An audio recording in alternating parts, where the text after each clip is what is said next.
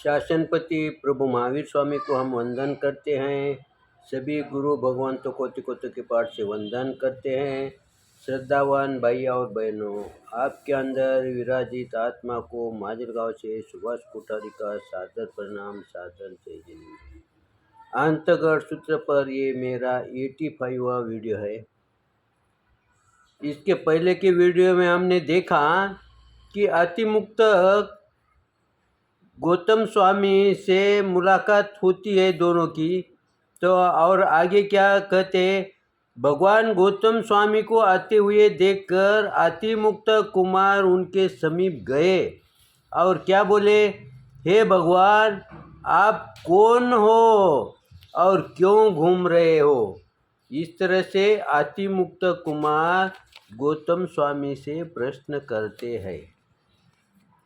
अति मुक्त कुमार का प्रश्न सुनकर गौतम स्वामी ने कहा कि हे देवानुप्रिय, हम श्रमण निग्रंथ है। हम ईर्या समिति आदि 5 समितियों से उक्त यावत पूर्ण ब्रह्मचारी होते हैं तथा ऊंच नीच कुलों में हम भिक्षा के लिए गोचरी के लिए निकलते हैं, घूमते हैं।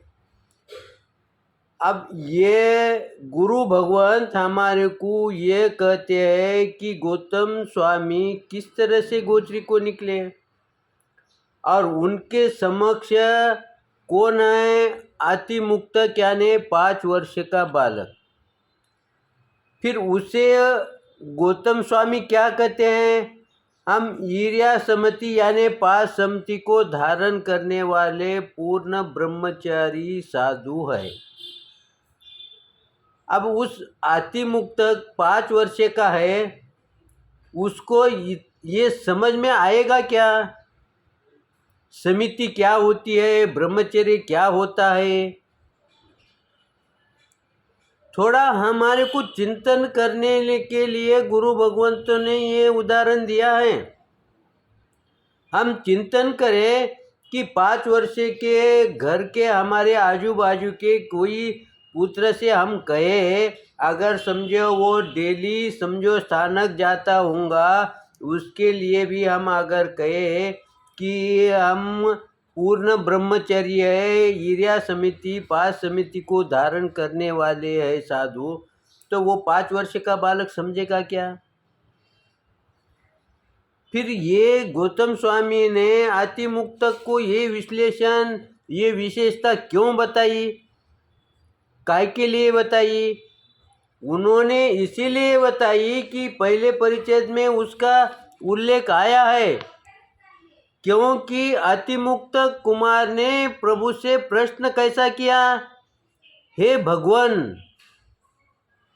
देखो खाली एक ही वाक्य में उसका कितना विनय झलकता है, उसकी कितनी नम्रता झलकती है। और आगे कहते हैं कि आप कौन हो और क्यों घूम रहे हो। देखो सामने वाले ने कैसा प्रश्न पूछा है, उससे उसका ज्ञान प्रकट होता है। वो उसके पास कितना ज्ञान है इसका बोध होता है अगर हमने उसके तरफ ध्यान दिया तो। एकाधे बार कोई भाई है, हम घर पर नहीं रहे और वो घर के अंदर किसी काम के वजह से आता है और घर में कोई एक महिला है, उसके तरफ देखते के साथ वो किस ढंग से देखता है, अगर देखे तो वो महिला जान जाती है कि ये व्यक्ति कैसा है, ये किस ढंग से मेरे को बात कर रहा है। वो महिला कैसे जानती है, क्योंकि उसके आंखों के तरफ देखते के साथ महिला जान जाती है अगर उसने सही ढंग से उसके तरफ ध्यान दिया तो। क्योंकि कुदरत ने ये चेहरा ऐसा बनाया है, ये वाणी ऐसी बनाई है कि तुम कैसे हो इसका पता चल जाता है। इसलिए गौतम स्वामी को पता चल गया कि ये बालक कैसा है,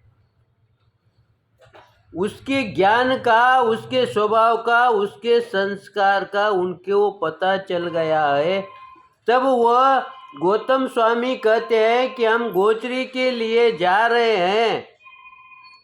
तब वो क्या कहता है, तुम मेरे साथ चलो। उन्होंने उनकी उंगली पकड़ ली और मेरे साथ घर पर चलो, और गौतम स्वामी उनके साथ चल दिए। चलना चाहिए क्या, जाना चाहिए क्या, क्यों गए गौतम स्वामी? गौतम स्वामी इसीलिए गए उस बालक के साथ क्योंकि उन्होंने जान लिया ये बालक बोले तो बहुत ही हलुकर्मी आत्मा है। अगर मैं इसके विनय को अगर नहीं मानूं तो इसको बहुत बड़ी ठेस लगेगी। शायद मेरे थोड़े से भूल के लिए, थोड़े से अहम के लिए इसका मार्ग बदल जाएगा, और इसका मार्ग अगर बदल गया तो उसका निमित्त मैं बनूंगा।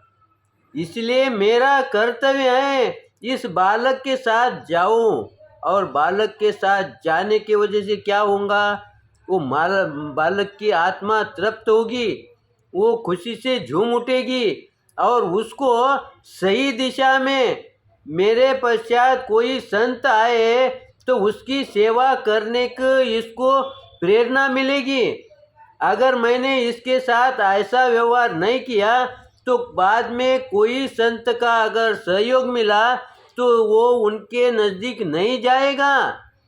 अगर ये नहीं नज़दीक जाएगा तो ये पूरे जीवन में अपने साथ अनेक जीवों को संतों से विन्मुख करेगा, दूर करेगा। तो मेरा पहला कर्तव्य है कि इसको मेरे सन्मुख लाऊं, और उसके लिए मेरे को क्या परिश्रम करना है? कुछ भी नहीं। वो कहता है तो जाने का है, और मेरे को गोचरी के लिए हर घर पर तो जाने का ही है ना, फिर क्यों ना मैं इसकी बात मानूं। गुरु भगवंत यह कहते हैं कि अगर हमारे परिवार के अंदर कोई बालक अगर कोई अच्छी बात के लिए हमारे को कुछ कहता है, तब उस समय हम अपना काम बाजू को रखें और उसको सहयोग करें, उसको प्रोत्साहन मिले, इस तरह का व्यवहार करें तो वो भविष्य में सुधरेगा। हम क्या कहते हैं, अगर समझो कोई बालक ने अच्छा काम के लिए बोला और हम हमारे काम की तुलना उसके बोलने से, उसके व्यवहार से करते हैं, और उस समय हम सोचते हैं कि मेरे को ये महत्व का काम है, तो इसलिए हम उसको दबा देते हैं, उसकी प्रेरणा को अनदेखा करते हैं। गुरु भगवंत कहते हैं अगर वो अच्छी बात के लिए अगर आपसे कहता है तब तुम्हारा काम बाजू को रखो। तुम कितना ही बड़ा काम होगा, कितना ही लाभकारी होगा, तो भी तुम उस समय उसको बाजू को रखो और उसको प्रेरणा मिले, इस तरह का व्यवहार करो।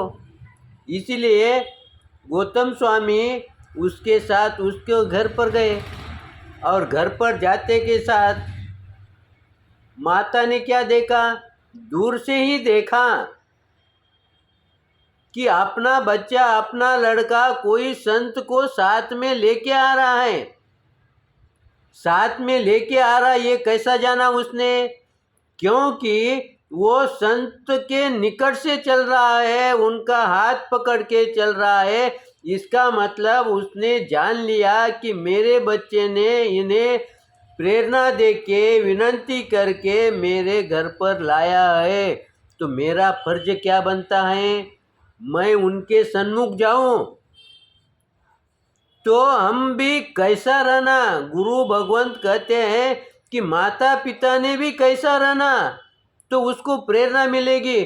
और ये प्रेरणा देने के लिए अगर उचित समय पर दिया तो उस समय हमारे को कोई कष्ट नहीं होते, कोई समय नहीं होता। लेकिन हम समय छोड़कर बाद में अगर हम प्रेरणा देते रहे, बाद में उसको दिशा देते रहे, तो उसके लिए हमारे को बहुत प्रयास करना पड़ता, और बहुत प्रयास करने के पश्चात भी सफलता मिलेगी इसकी कोई गारंटी नहीं है। इसीलिए समय को देखते हुए हम यहाँ रुकते हैं। गुरु भगवंत इस उदाहरण से हमारे को यही समझाते हैं कि पुत्र के साथ माता पिता ने कैसा व्यवहार करना चाहिए ताकि उसके संस्कार बने, उसका भविष्य बने, इसका चिंतन करना। मेरे चिंतन में अगर कुछ कम ज़्यादा विपरीत आया हो तो क्षमा करेंगे, सही आया हो तो लाइक करें, शेयर करें, इसी आशा के साथ।